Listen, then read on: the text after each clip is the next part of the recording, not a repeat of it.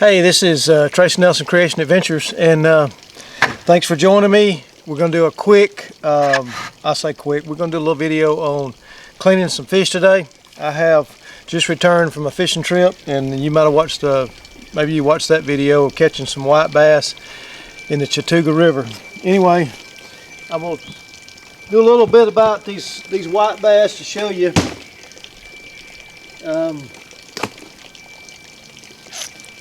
So what we have, there's not a true, well, let me put it this way, they're in the maroon genus, okay?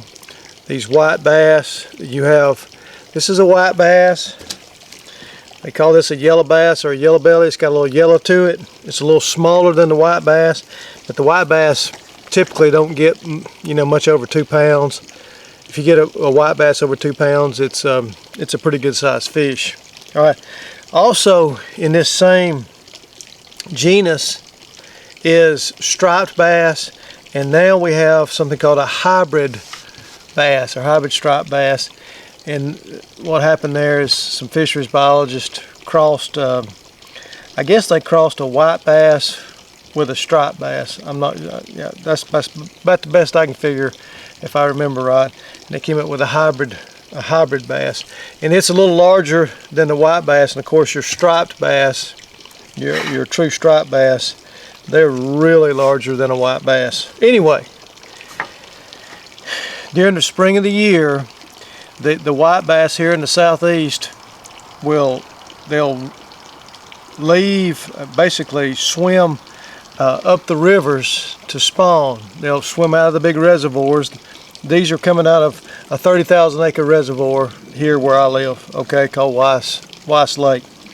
Anyway, they swim up those rivers to spawn, and during that time they're super aggressive, and they'll hit about anything that looks like a minnow, whether it's a jig, like a leadhead jig, or I use rooster tail to fish with, but they hit a lot of different stuff, and anything that mimics a minnow.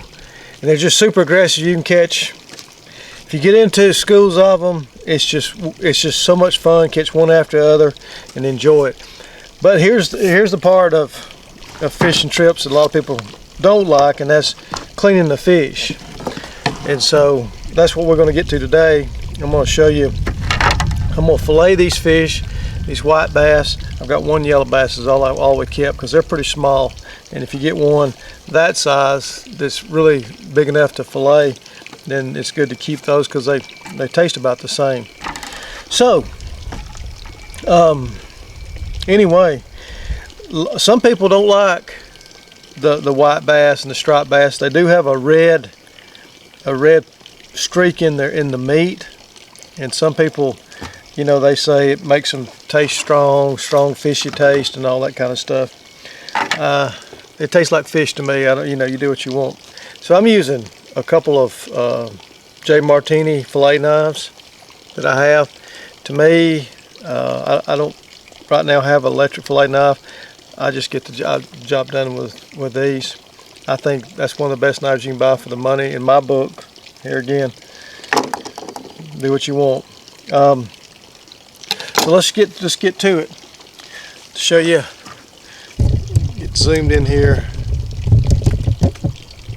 where I'm at. Make sure that you're locking in here.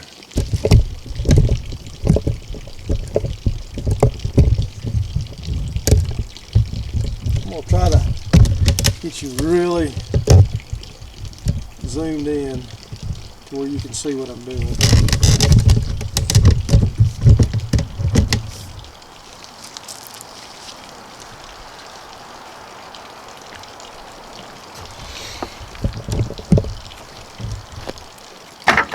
Okay, and it's good to have a good fish cleaning station if you do a lot of fishing, and especially if you keep a lot of fish. I have a nice table that was built several years ago.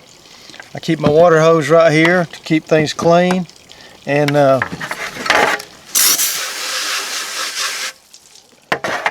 got a bucket right here. Helps to have a bucket to put what's left of the fish after you fillet it. Now you can wear gloves if you want to. You know, it helps a little bit with holding on to them, because you know, of course they got that fish slime. So it never hurts, right? So I'll put him in this, if I can. If he's not too big, I'll put him right here and to kind of hold that. On my first cut, I like the belly of the fish, well, like the head to my left, okay, and the belly of the fish to me. And I like to make my first cut this way and fillet this side first. All right, the belly's to me, the head's to my left, and my first cut is going to go at an angle. But I'm going to angle this way, and my knife is going to be at a little bit of an angle as I go in. Okay, and I go all the way to the backbone. So far, all right, and then I'll just turn my knife after I hit the backbone, and I want to kind of go parallel out through here with the backbone. And what I'm doing, I'm cutting through that rib cage right there. Now, I don't go all the way through the skin, because if I leave that skin on there, it'll help hold it. And now all I have to do is to fillet it off the skin. Start here, go to the skin, okay, and then just slide my way all the way through there. And then there's your fish fillet. Now, at this point in time, if this was a really big fillet of a fish, you might could turn your knife up on the angle and fillet that rib cage out of there and have some meat underneath. But it's really not big enough to do all that. Okay, so there's now some people go back and trim that red off. I don't worry about it. To me, it tastes fine, and I don't worry about that. Tastes like fish to me. Now this time, I've turned the back to me, the head's to my left. This is my second cut. There again, I'm gonna be it's probably about maybe not exactly a 45-degree angle, but close to it. This time my knife hits the backbone up top here, and I just turn and I work my way through that rib cage. Now here's where it comes in handy. Make sure that you're using a very, very sharp fillet knife. All right, so I didn't cut all the way through the skin again. Now, while it's laid over like that, I'll start my way, and I'll just ease that nice big pretty fillet off of there, just like so. Skinless, and then I'll come back and trim that rib cage out with my fillet knife, just like that. And then I've got this piece left over, the fish. Drop it in the bucket, go feed it to the buzzards here in a little bit, or the crows. Drop that in get some water going here in just a second. And that's one. I've got 15 to do today. We stopped at 15. A lot of times when you get into these, you'll catch, we've caught over 100 per fisherman in a day's time. A 6-hour fishing trip, we've caught over 100 fish. Well, I'll show you now. On this yellow bass, nothing's going to change. I'm going to go in, turn. I'm going to do it quicker this time. Okay. I like to think that it takes me about 1 minute per fish if I get after it. There you go.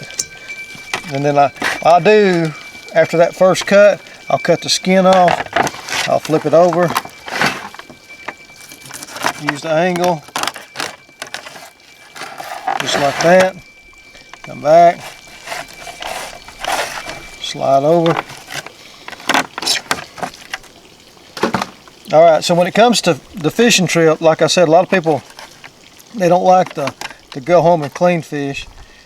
But to me, that's part of the whole experience. I've gone out, I've enjoyed, God's given me a beautiful day to go fishing. I had my brother with me. We had created some good memories together, and then we caught fish. We saw wildlife. It was just, we're healthy, praise the Lord. And he blessed us with some fish. And so I like to enjoy the whole experience. And I'm gonna come home, I'm gonna clean these fish, and then I'm gonna enjoy them as my wife and I will cook them and share them with people. All right, if you want to after that, you can wash your hands. All right, and get ready for another couple of fish. It's that simple. So let me show you while I'm at it. We caught some really nice white bass. Look at that size. That's a really nice white bass, and they really fight. This is a great fish species when they're spawning. If you can get some children to go with you and introduce them to fishing, I think you can get them hooked, because they're not sitting out there for hour after hour waiting on a fish to bite. These fish are aggressive, and they pull hard, and they're just a lot of fun. And I'll kind of give you an idea. The bigger the fish, it's a good idea to have a pretty good sized fillet knife to handle bigger fish. Like if I was doing saltwater stripers, I would use a lot bigger knife.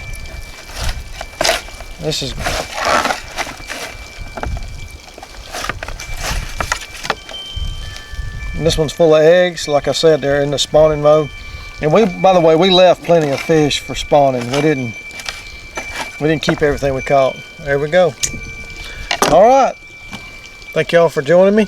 Y'all have a great day. God bless you.